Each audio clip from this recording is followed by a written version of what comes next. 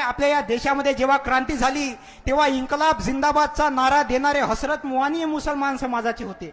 जय हिंदचा नारा देणारे आबेद हसन सपानी हे मुसलमान समाजाचे होते. 1942 ला भारत छोडो आंदोलन झालं तेव्हा सायमन गो बॅक म्हणजे भारत छोडोचा नारा देणारे युसुफ मेहर अली हे मुसलमान समाजाचे होते. तुम्ही ज्या देशामध्ये राहता त्या देशाचा तिरंगा सुरैया तय्यबजी नावाच्या मुस्लिम महिलेने तयार केला आहे. या देशासाठी सगळ्यात पहिले शहीद होणारा पत्रकार मौलाना मीर बाकर हा मुस्लिम समाजाचा आहे. या देशासाठी सगळ्यात पहिले शहीद होणारा शासक म्हैसूरचे सुलतान हैदर अली हे मुस्लिम समाजाचे आहे. या देशासाठी सगळ्यात तरुण वयात शहीद होणारा क्रांतिकारक अशफाक उल्ला खान हे मुस्लिम समाजाचे आहे.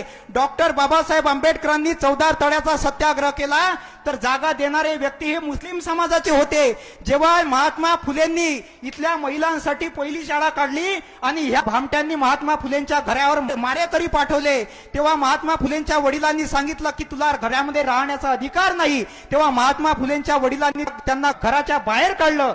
तेव्हा महात्मा फुलेंना राहण्यासाठी जागा देणारे उस्मान शेख हे मुसलमान समाजाचे होते. छत्रपती शिवाजी महाराजांचे गुरु याकूत बाबा हे मुसलमान समाजाचे होते. छत्रपती शिवाजी महाराजांचे वडील शहाजी आणि त्यांचे काका शरीफजी यांचं नाव हे शाह शरीफ नावाच्या दर्ग्यावरून ठेवण्यात आलेलं आहे. लक्षात ठेवा, राक्षसों की बस्ती में प्यार बेसहारा है, मंदिर और मस्जिद का रिश्ता कितना प्यारा है, जब जब मुसीबत आई तब दोनों को पुकारा है, राम भी हमारा है, रहीम भी हमारा है.